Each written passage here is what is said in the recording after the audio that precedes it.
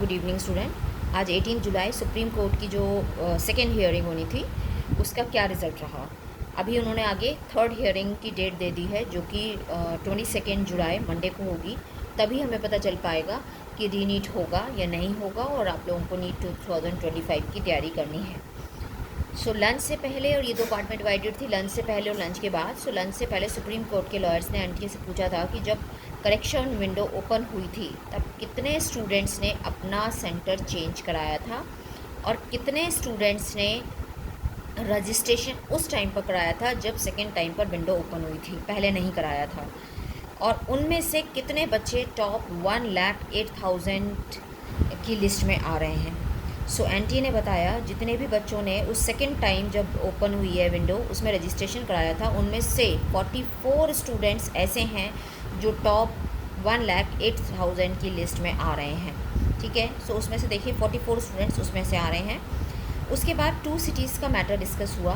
पहला था हजारीबाग झारखंड का और दूसरा था गोधरा का। सो एनटीए ने बताया कि 24 अप्रैल को हमारे ऑफिस से इंडिया के 571 सिटीज़ में जहाँ पर कि एग्ज़ाम होना था, रिपोर्टेड कोरियर सर्विस से क्वेश्चन पेपर भेज दिए गए थे और उन सिटीज़ के एसबीआई और कैनरा बैंक में लॉक कर दिए जाते हैं, तो वहाँ पे वो लॉक कर दिए गए थे। और 5 मई को एग्ज़ामिनेशन सेंटर पर मॉर्निंग में बैंक से पहुँचे थे पेपर।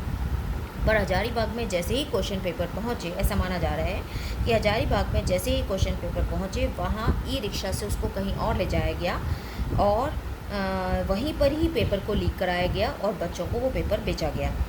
सेकेंड जो मैटर डिस्कस हुआ वो था गोधरा में, कि गोधरा में जो इन्विजिलेशन पर जो सर थे ज्योग्राफी के, उन्होंने बच्चों से कहा कि आप अपनी ओएमआर शीट जो है उसको ब्लैंक छोड़ दीजिए, जितने क्वेश्चंस आपको आते हैं उतने कर लीजिए, बाकी मैं टीचर्स को बुला के और उसको आपको फिल करा लूँगा। पर जब ये बात पता चल गई ओएमआर शीट फिल करा लेंगे, तो एनटीए के लॉयर्स ने कहा कि टीचर्स को उस टीचर को अरेस्ट कर लिया गया और उसी दिन, इसलिए वहाँ पर ऐसा कुछ भी नहीं हो पाया गोधरा में। सुप्रीम कोर्ट के जज कह रहे हैं कि हमें हर चीज़ का एक प्रॉपर जस्टिफिकेशन चाहिए, प्रूफ चाहिए, एविडेंस चाहिए कि हम आपकी बात को सच माने जो ये आप बोल रहे हैं। सो आप हमें प्रॉपर एविडेंस दीजिए और हमें सेंटर वाइज अपना पूरा जो भी है रिज़ल्ट, हर बच्चे का हमें रिज़ल्ट देखना है, तो वो हमें सैटरडे तक आप हमें वो रिज़ल्ट बताइए कि हर सेंटर पर कितने बच्चों ने पेपर दिया था और उनका क्या रिज़ल्ट रहा है, कितने मार्क्स आए हैं उनके।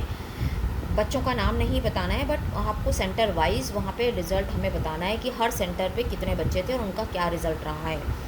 सो अभी तक तो यही डिस्कस हुआ है। अब आगे देखते हैं कि नेक्स्ट हियरिंग तक क्या होता है। अभी ये 4-5 दिन हैं। सो आप अपनी तैयारी करते रहिए, ऐसा ना हो कि आप खाली हियरिंग को देखते रहें। सो आप अपनी हियरिंग जो भी है, मैं बहुत कम समय में आपको ये सब कुछ बता रही हूँ, बट आप अपनी NEET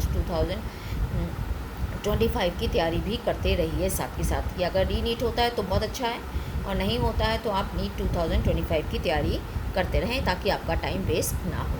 so thank you, thanks for watching. Please like, subscribe and share.